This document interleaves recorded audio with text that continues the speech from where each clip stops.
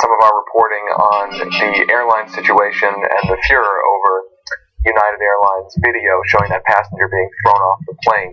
A lot of people have asked why passenger Bill of Rights legislation has not been successful in Congress in recent years or in state legislatures. The answer, in part, has to do with lobbying and campaign contributions. I'm sure many of you won't be surprised to know that United Airlines has been a huge giver of campaign contributions and has spent extensively on lobbying. International Business Times and MapLight ran some of the numbers and found that United has spent more than $41 million on lobbying over the last decade at just the federal level. That doesn't even include the state level. Since 2012, it has given more than $2.4 million in federal campaign contributions. So this is an industry and a company that has spent a lot of money, and we looked at lobbying records that showed that as it was spending that money, it was specifically lobbying on bills that dealt with passenger rights. United has lobbied against bills dealing with fee transparency. It has lobbied on bills that deal with minimum seat size requirements. You may notice that when you get on a lot of planes, the seats are actually physically getting smaller. There was legislation, Democratic legislation, to mandate minimum size seats. United lobbying records show lobbied on that particular piece of legislation, and it died in committee.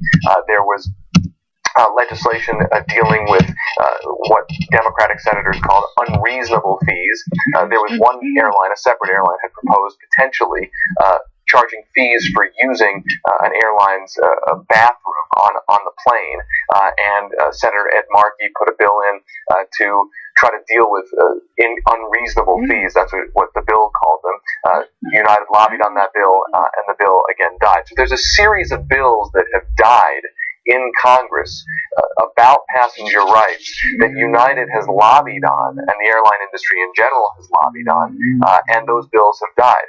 United actually recently notched a big victory through its lobby group. It's got this trade association where all the airlines work together. That lobby group went to the Trump administration very recently in January and asked the Trump administration to delay proposed Obama-era rules that would force more and better disclosure of the fees that are charged to airline customers. Days after that lobby group sent a letter to Trump asking him for that delay, the Trump administration did in fact issue that delay. So those rules are on ice for now. So it's important to understand how big a presence on Capitol Hill the airline industry has. And it's not just on Capitol Hill. Remember about 10 years ago, maybe a little bit more, there was a lot of those tarmac delays, and we're getting, I guess, reused to them again. A lot of states considered a passenger Bill of Rights back then as well. New York, California, Rhode Island, Connecticut, many others. New York actually passed one. United was involved in some of the lobbying on those bills. In California, the bill made it through the Assembly, a passenger Bill of Rights dealing with punishments for airlines that had these huge delays. United lobbied on that bill. The bill did not make it out of the legislature. It never was enacted. So this has been a broad and big campaign. And United, by the way, had spent at the state and local level in recent years $1 million on state politics. So this is an industry that has a huge amount of political power. Using money, campaign contributions, and lobbying. The dynamic, though, may have changed. I interviewed today for International Business Times Senator Chris Van Hollen from Maryland, who said that he is going to be introducing legislation that would aim to prohibit airlines from forcibly removing passengers from planes when they have already boarded. I mean, I know some of us would say it's kind of insane that a piece of legislation has to be offered for that. But Van Hollen is putting that bill in, and he says that the video that came out from the United passenger may have changed the game in terms of the airline's political power, that it's such a powerful video that it's going to be hard for lawmakers to stand against a bill that says you can't be forcibly dragged off the plane. Now, Van Hollen makes a really interesting point about the economic dynamics and incentives about being forcibly removed. He notes that in 2008, rules were put in place to cap the amount that an airline can pay you if it forcibly drags you off a plane.